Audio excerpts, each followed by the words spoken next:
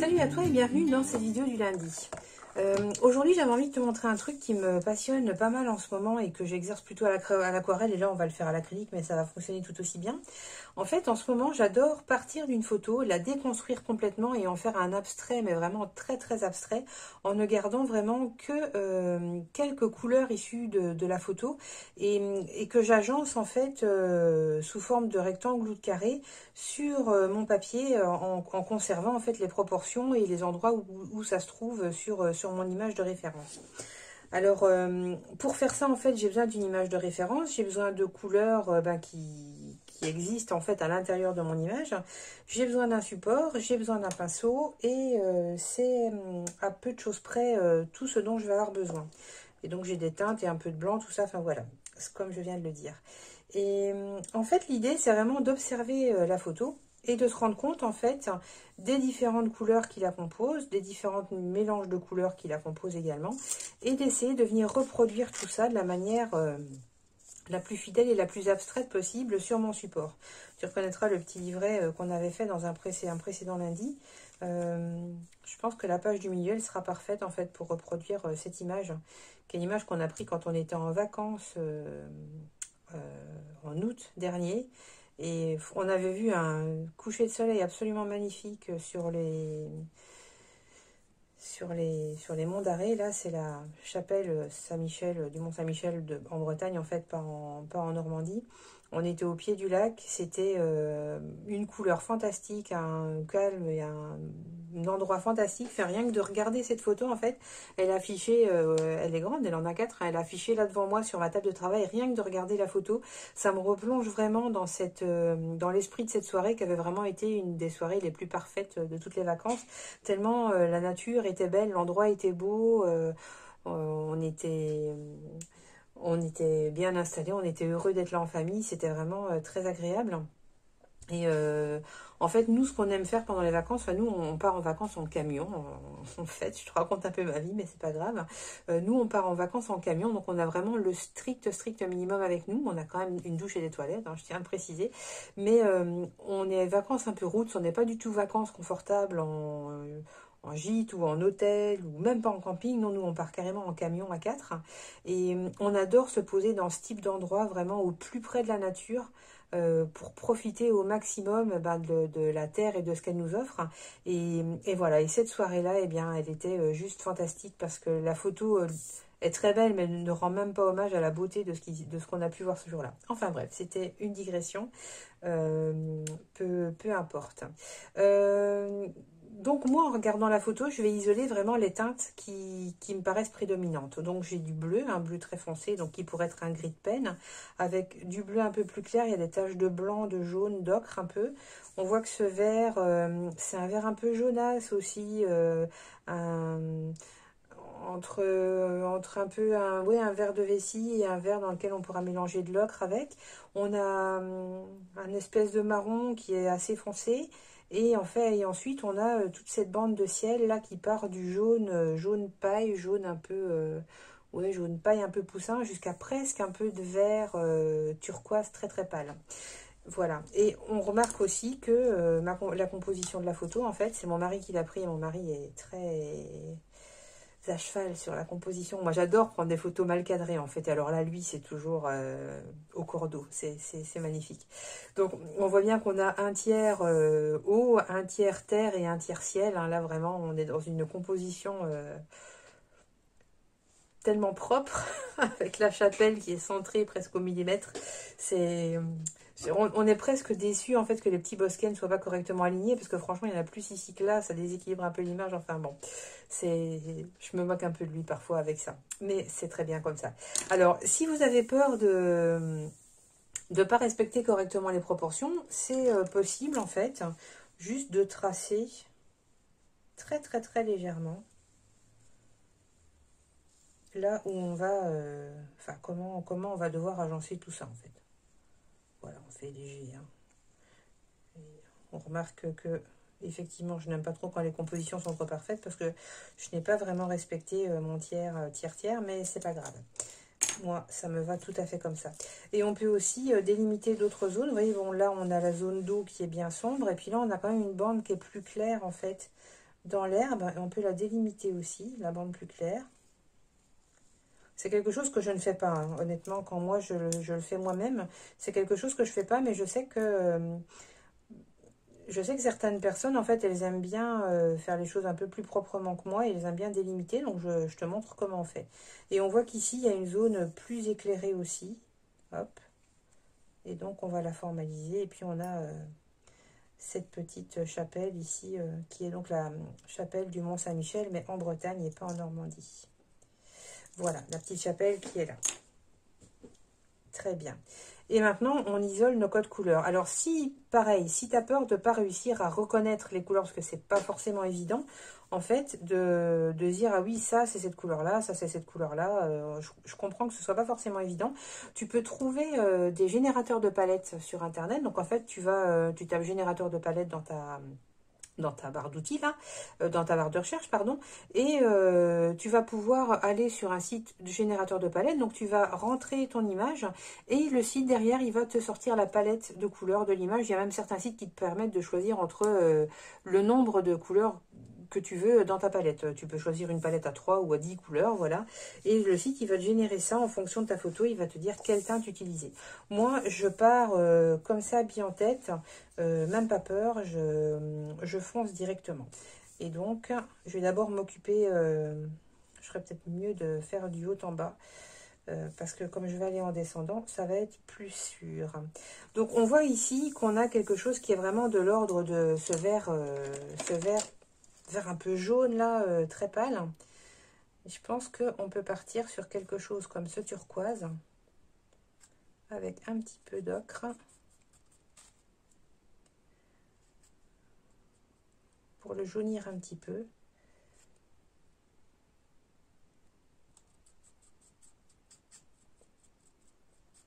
Forcément, on ne va pas atteindre exactement les mêmes teintes, hein. C'est très compliqué d'arriver à obtenir les mêmes teintes, mais l'idée c'est d'essayer.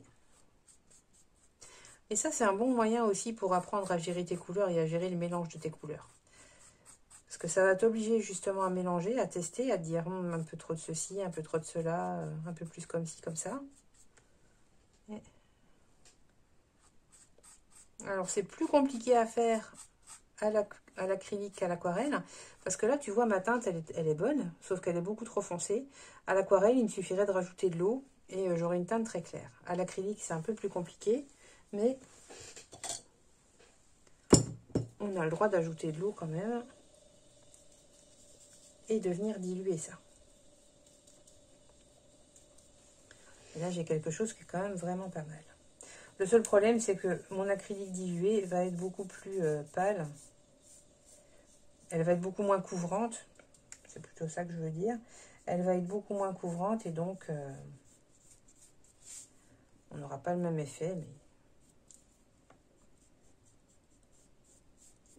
comme on dit souvent, c'est pas grave.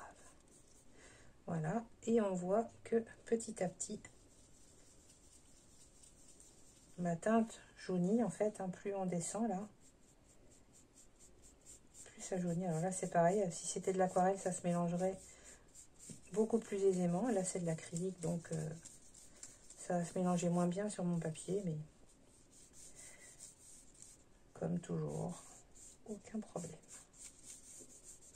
Je peux toujours repasser un peu au-dessus comme ça, voilà, pour obtenir quelque chose d'un peu plus doux en termes de transition.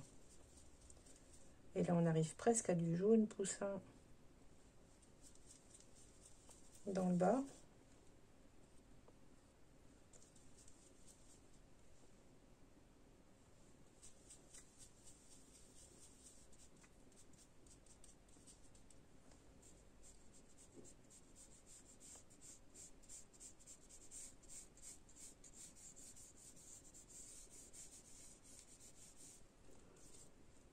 Je passe par-dessus ma petite chapelle. En définitive, la chapelle, c'est pas forcément l'élément le plus important en fait de l'image. L'élément le plus important, c'est vraiment ce dégradé de couleur, là, ce ciel et cette eau en premier plan qui sont vraiment, vraiment importants dans l'image. Voilà, j'hésite pas à repasser un petit peu avec ma teinte vraiment bien humide. Parce qu'elle va être très transparente et elle va juste m'apporter un petit peu d'unité dans mon ciel. Voilà. Et là, on est pas mal. Maintenant, on va s'occuper de toute cette partie foncée. Alors, ça, c'est pareil. À l'aquarelle, on s'en moque de travailler en très humide. En acrylique, c'est plus gênant. Donc, je vais sécher un petit peu mon pinceau. Mais en sachant que, dans ce cas particulier, c'est pas très embêtant. Dans la mesure où je mouille quand même ma peinture. Donc, s'il y a un peu d'eau sur mon pinceau, c'est pas très grave. Ouais. J'ai pris cette teinte-là, qui est un terre d'ombre brûlée. C'est pas du tout assez foncé par rapport à ce que j'ai. Donc là, j'ai du gris de peine qui est déjà sur ma palette. Je vais utiliser le gris de pen pour foncer tout ça. Je ne vais pas du tout aller chercher du noir. Parce que j'ai pas envie de gaspiller la peinture, tout simplement. Là, j'en ai déjà. Je fais avec ce que j'ai. Une fois de plus, c'est pas un travail académique qu'on cherche, qu'on fait. Là, on travaille plus sur un ressenti, sur une émotion. Donc, on peut se permettre des libertés sans que ce soit gênant.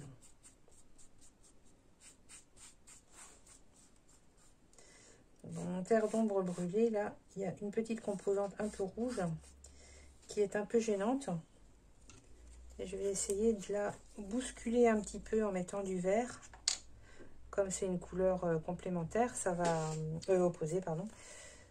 Ça va venir casser un petit peu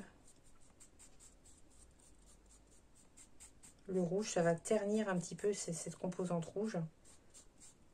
Et ça devrait mieux fonctionner. Voilà.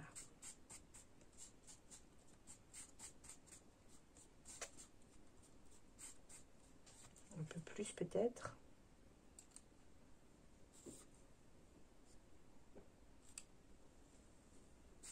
On voit que mon marron est en réalité du vert, mais du vert au coucher de soleil, donc en fin de journée. Donc un vert très très foncé, proche de la couleur de la terre. Et là, franchement, on est plutôt pas mal. On pourra même presque se servir de ça pour éclaircir ça pour faire les zones les plus claires. On voit qu'ici, là, j'ai une zone qui est presque un peu rousse. Parce que c'est vraiment dans le couchant. Donc, je vais prélever un petit peu de ça. Un tout petit peu de ça.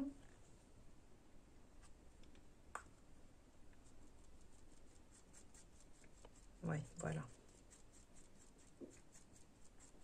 On y est. On est plus là-dedans.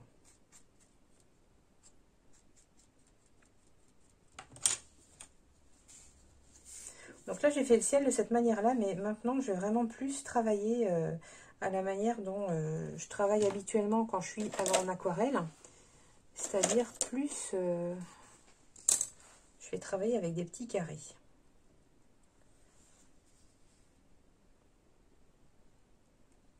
En fait, je vais simplement déposer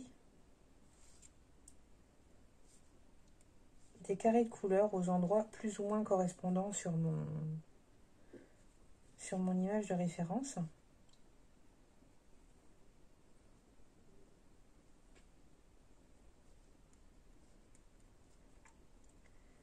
Et là, ce qu'on va voir en définitive, c'est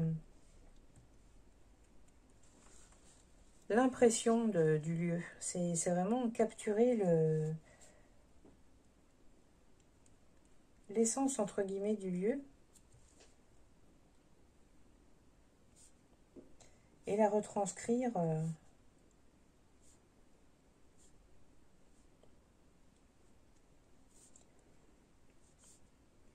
de manière très très abstraite.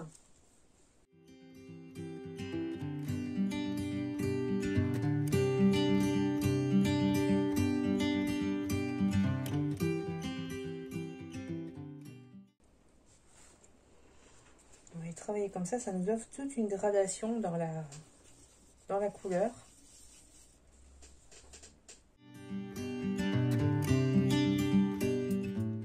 Tu as vu, je dilue parfois un peu mes teintes pour être un peu plus dans la transparence, dans la légèreté. Et pour ça, en fait, c'est pareil, enfin, c'est toujours la même chose. Moi, j'aime bien parler de pleine conscience et de dire qu'on crée vraiment de cette façon-là, en pleine conscience et presque en méditation, parce que on travaille avec finesse, on travaille avec intention, on est attentif à ce qu'on est en train de faire, on est vraiment vraiment très très très très très présent en fait à ce qui se passe, à ce qu'on crée.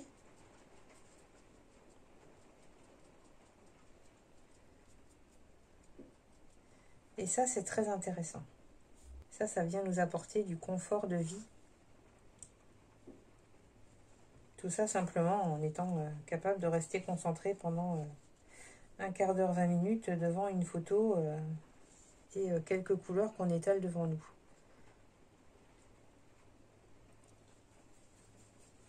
La peinture, ça a un peu des super pouvoirs.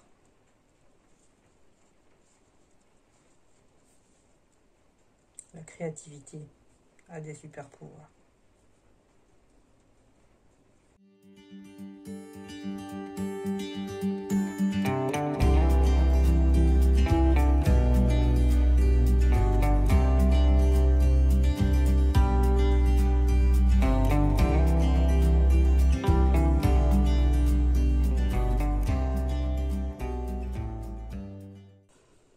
Ok, et voilà mon petit abstrait complètement déconstruit d'après cette image. Donc on est vraiment dans de l'abstrait et de la déconstruction, mais ce qu'on visait, et avant toute chose sur cette petite inspiration-là, c'était vraiment de prendre le temps de regarder la photo, de décomposer les couleurs dont elle est composée et de les reproduire sur le papier. Voilà, j'espère que cette idée t'a plu, j'espère que tu auras envie de la reproduire à la maison et que tu auras envie de nous montrer ce que tu as fait. On se retrouve la semaine prochaine pour une nouvelle inspiration. D'ici là, n'oublie pas d'écouter ta petite voix intérieure et de créer un petit peu tous les jours. Et surtout, n'hésite pas à t'abonner à la chaîne et à la partager pour être sûr de recevoir toutes les petites inspirations du lundi. À la semaine prochaine.